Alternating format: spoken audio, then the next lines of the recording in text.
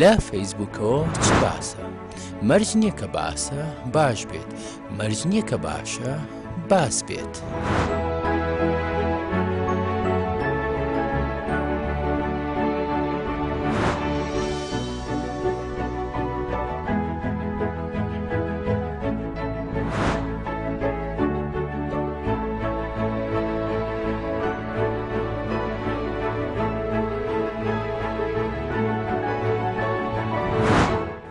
لە فەیسبووکەوە چ باسە؟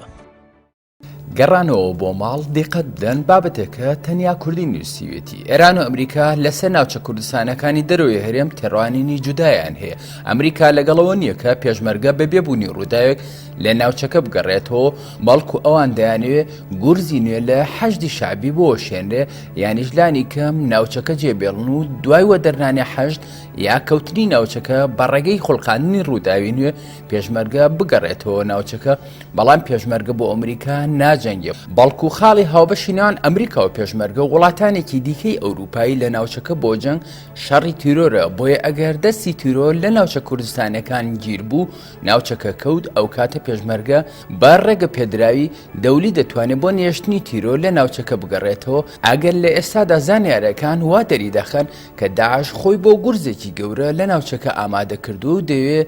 دەرفەت وەرگرە و ڕووداوێک لە ناوچەکە بخۆڵقێنێ، هەرچی تێڕوانینی ئێرانیەکانە بۆ ناوچەکە بە شێوەیەکی ترە. ئەوان لەگەڵ ئەوەن لە دوای ڕێکەوتنی هەولێر و بەغدا لەسەر بوجەونەوت ڕێکەوتنێک بۆ گەڕانەوەی پێشمەرگە بۆ ناوچەکە بکرێت کە پێشمەرگە لەگەڵ هێزەکانی دیکەی عێراق و بەشێک لە حەشدی شعبی ببن بە پارێزەری ناوچە کوردستانەکانی دەرەوەی هەرێم. بەڵام پێشمەرگە پارێزەری حەشدی شعبی نییە، بەڵکو مەرجی پێشمەرگە ڕوونە کە دەبێت هێزە چەکدارەکان لە نێو شارەکانی ناوچە کوردستانەکانی دەرەوەی ئیدارەی هەرێم بکشێنەوە و پۆلیس لەوێ حکومڕان بێ. پێشمەرگە و هێزە عێراقیەکان لە دەرەوەی شارەکان من بە گوێرەی ئەو سەنگەرانی پێشوو هەبوونە. تێڕوانین تورکیا شتێکی جودایە، ئەوانیش دەیانەوێت بە بیانی پەکەکە دەستێوەردانێک لە داهاتووی لە هەندێک ناوچە کوردستانەکان بکەن، بەڵام خۆی دەستێوەردانی تورکیا لە ڕۆژ ئاوا بە شێوەیەک سەرکەوتنی نێنا کە ئەوانیش بۆ بەشێکی وەک مەخمور و شەنگال تاوەکو قەندیل بجوڵێن. ئەم بیرۆکەی هێشتا نیەتی تورکیایە، بەڵام ڕووداوەکانی ناوچەکە تازە لە تەقینەوەی نوێدان هەرێمی کوردستان لەباری ڕۆژاوا تێڕوانی زۆر جودای لەگەڵ تورکیا هەبوو، بەڵام لەباری هێزێکی چەکداری پەکەکە لە سنوورەکانی هەرێمدان هەرێمی کوردستان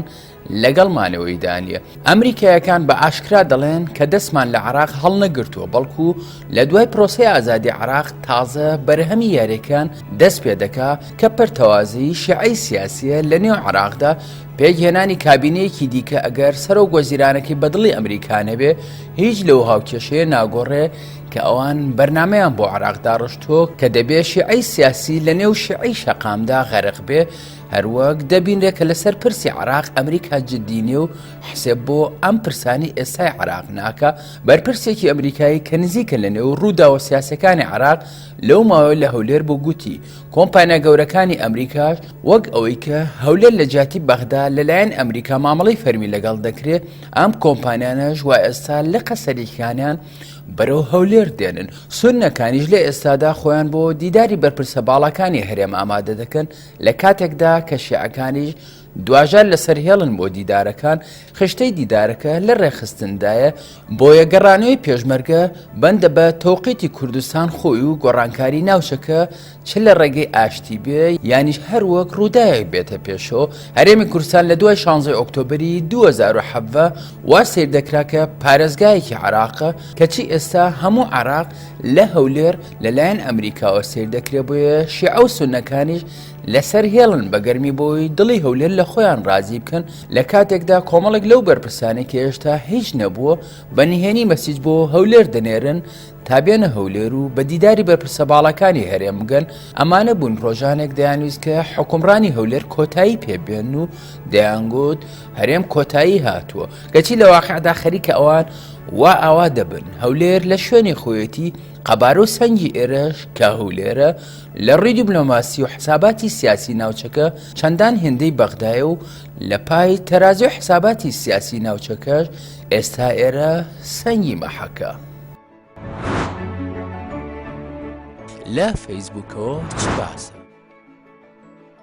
کورد سەنەدێکی فەرمیوی ئاسایی بەدەستهێنا بابەتێکە سیامە سەلکی نووسیوێتی ڕێکەوتنی هەولێر و بەغدا لەسەر پرسی نەوت و بودجە بۆ کورد سەرکەوتنێکی مەزن و دەستکەوتێکی مێژووی بوو کە دەڵێن سەرکەوتنێکی گەورە و دەستکەوتێکی مێژوویە لەبەرەوە نییە کە ڕێکەوتنەکە دەبێتە هۆی باشکردنی ژیان و بژێوی خەڵکی کوردستان نەخێر دوور نییە بەهۆی زاڵبوونی بیری شۆڤێنی عەرەبی و مەزهەبی بەسەر سیاسەتی هێزە عەرەبیەکانی نێو پەرلەمانی عێراقدا ئەم ڕێکەوتنە ئاسەنگی بۆ دروست بکرێت و نەچێتە واری جێبەجێکردنەوە بەڵام گرنگی ڕێکەوتنەکە لەوەدایە کە بەغدا ناچار بوو دانبەوەدا بنێ کە کورد خاوەنی نەوتە و هەر ئەویش تەحەکومی پێوە دەکا بۆیە ئەم دانپێدانانە بووە سەنەدێکی ڕسمی یاسایی بەدەست کردەوە ئەگەر ڕێکەوتنەکە لە پەرلەمانەوە ئاسەنگی بۆ دروست بکرێ ئەم سەنەدە بۆ کورد یارمەتی دەردەبێ بۆەوەی لە جاران باشتر و بێکێشەتر نەوتڕەوانی بازارەکانی جیهان بکە بێگومان هەندێک کورد زۆر هەوڵیاندا هەولێر بەبێ ڕێکەوتن نەوت ڕادەستی بەغدا بکە ئامانجیش لەوەدا ئەوە بوو هەولێر ئەو کارتە بەهێزەی بەبێ دەستکەوت لە دەست بدا هەڵبەت بەو نیەتی ڕۆژانە تۆمەتی ناڕەویان ئەدایە پاڵ پارتی و حکومەتی کوردستان و هیتر بەڵام بەڕێز مەسرور بارزانی بە پش و درێژی و پیادەکردنی سیاسەتێکی واقعی مامەڵەی لەگەڵ بەغدا کرد سەرنجام دوای هەوڵ و ماندووبوونێکی زۆر توانرا لە چوارچێوەی ڕێکەوتنێکی هاوسەنگدا کێشەکە چارەسەر بکات و ئەم دەستکەوتە بۆ کورد تۆمار بکات. لە فەیسبووکەوە چ باسە؟ کورد و ویلایەتی ڕانەگەێنراوی شیعی بابەتێکە زریان ڕۆژهەڵاتی نووسیوێتی پاڵنانی عەبدولمەهدی بۆ وازێنان لە دەسەڵات سێمین نمونەی گرنگی ڕۆڵی حەشا هەڵنەگری مەرجەعی باڵای شیعە لە سیاسەتی عێراقی تازەدا ئەویش دوای ئەوە لە کاتی دانانی دەستور و شەڕی داعش ڕۆڵی گرنگی گێڕا ئەمە وای کردووە لەم ڕۆژانەدا گەلێک کەس بترسن لەوەی کە نەکە عێراق بە دەردی ئێران بەرەو دووەم مۆدەلی ویلایەتی فەقیە بڕوە هەڵبەتە لایەنگرانی مەرجەع جەخت لەوە دەکەنەوە کە قسەکانی ئەو تەنها ئامۆژگارین و ئایەتوڵڵا سیستانی بە تەمای ئەوە نییە دەست لە کاروباری سیاسی وەربدات ئەمان دیدگای فقی سیستانی وەک ئایەتوڵڵا خۆئی لە زمرەی لایەنگرانی ویلایەتی جوزئی دادەنێن نەک ویلایەتی مطلقی فەقێ پێچوانی ئەوەی لە ئێران باوە بەڵام دەشێ ئایەتوڵڵا سیستانی لە شوێنێکدا لە بینی دیدگای ویلایەتی جوزئی و ویلایەتی مطلقی فەقێدا بێت چونکە نەهاوشێوی ئایەتوڵڵا خۆئی دەکا کە دەستی وەردانی لە سیاست ڕەت کردەوە و نەوەک مەرجەعەکانی ئێرانیش دەکا کە بڕوایان وایە دەبێ مەرجەعی ویلایەتی مطلقی هەبێت و دەست لە هەموو کاروباری سیاسی ناسیاسی وەربدات لە کاتێکدا کە خۆپشاندانەکانی شەپۆلی دوێمی بەهاری عەرەبی لوبنان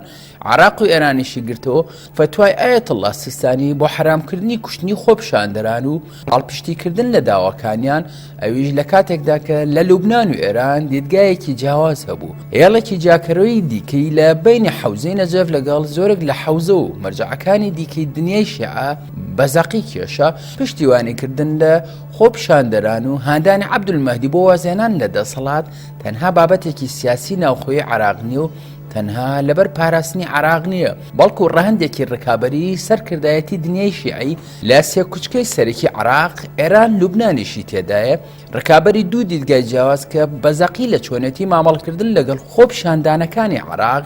گەیشتە لووتکە ئەمەش زۆر پڕبایەخ دەردەکەوێت لە کاتێکدا کە بزانین سیستانی کاریگەری بەرچاوی لەسەر شیعەکانی جیهان و بە دیاریکرایی لەسەر لانی کەم بەشێکی گرنگی شیعەکانی ئێران و ڕیفۆرمستەکانی ئەو وڵاتەش هەیە هەرچەندە تا ئێستا خۆی لە دەستێوەردان لە کاروباری ناوخۆی ئێران دوور گرتووە لایەنە گرنگەکەی ئەم باسە بۆ کورد ئەوەیە ئایەتوڵڵا سیستانی لە دۆخە هەست ناسکە سیاسێکەندا ئامۆژگارێک دەکا کە حکمێکی یەکلاکەرەوە هەیە و لەم خاڵەشدا لەو مەرجانە دەچێت کە ڕێی خۆی لەوانجا کردوێتەوە مەرجەعیەت لانی کەم ئەوەی ئاشکرابێت لە سێ مەرحەلەی گرنگی سیاسی عێراقی تازەدا ڕۆڵی یەکلاکەرەوەی هەبووە هەڵبەتە ڕەنگە نیگەرانی کەم بێت لەوەی کە سیستانی لانی کەم بە ئاشکرا عێراق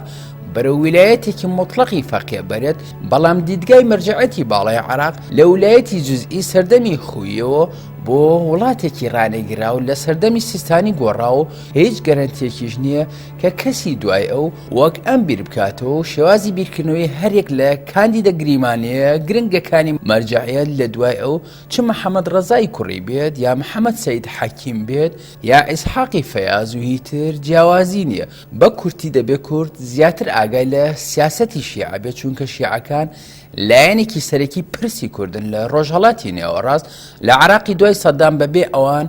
بەر لەسەر بەر دانانرێ بۆیە جۆری پەیوەندی کورد و شیعە فاکتەرێکی کاریگەرە لەسەر ئایندەی هەرێمی کوردستان لە ڕۆژهەڵاتی کوردستانیش سیستەمێکی سیاسی شیعە تەرەفی سەرەکی پرسی کووردە جگە لەوانە لانی کەم 3 بۆ 4 ملیۆن کوردی شیعە هەنوو بەمەش شوناسی شیعە فاکتەرێکی کاریگەرە لەسەر هەوڵەکانی بنیانانی نەتەوە لە کوردستاندا گەلێک شوناس و ئایدای جیاجیا خۆیان ترنجاندووەتە ئەم ناوچەی ڕۆژهەڵاتی ناوەڕاست و چیرۆکەکانی تێپەڕکردنی ئەوانەش هێشتا خەیاڵین چونکە هێشتا شوناسەکان باشترین ئامرازن بۆ بەرەمێنانی هێز و دەسەڵاتی سیاسی بۆیە بۆ کورکە بەشێکی سەرەکی پرسەکەی ڕاهەندی شوناسی هەیە زۆر گرنگە ئاگاداری دەوروبەری خۆی بێت. لە فەیسبووکەوە چ باسە؟ لە عراقی ئاخر زەماندا لیوا ڕوکن عەبدولکەریم خەلەف 5 فریشتە لە گۆڕی زانایەک هاتنە دەرێ تەقیان لە خۆپشاندەرەکانی عراق کرد لە تۆڕە کۆمەڵایەتەکان چالاکوانانی عراق و خۆپشاندەران وێنەیەکی گوتەپێژی فەرماندەی گشتی هێزە چەکدارەکانی عراقیان بڵاو کردوێتەوە و بانگەشەیەوە دەکەن کە گوتوێتی 5 فریستەی سەرگۆڕی زانایەکی ئاینی عراقی تەقیان لە خۆپشاندەران کردووە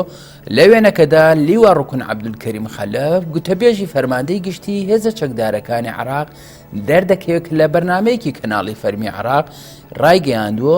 فریشتەکان بەرگریان لە گۆڕی محەممەد باقر حەکیم زانای بەناوباگی شیعە کردووە هەر بە پێی وێنەکە لیوا ڕوکن عەبدولکەریم خەلەف ڕەتی کردوێتەوە کارمەندانی ئەمنی و سەربازانی عراق تەقیان لە خۆپشاندەران کردبێ و ڕایگەیاندووە 5 فریشتە بە ڕوخساری داپۆشرا و لەسەر گۆڕەکەی حەکیم هاتوونەتە دەرەوە و تەقیان لە خۆپشاندەران کردووە لە بەرامبەردا چەندین تۆماری ڤیدۆیی لەلایەن خۆپشاندەران بڵاو کراوەتەوە کە بەتوانجەوە باز لەوە دەکەن لە یەکێک لە تۆمارە ڤیدۆیەکاندا دەردەکەوێت کە کەسێک لەوانەی تەقە لە خۆپشاندەران دەکەن دەگرن و دەڵێن فریشتەیەکیان لە بەرگی دزداشەی عەرەبێکدا گرتووە.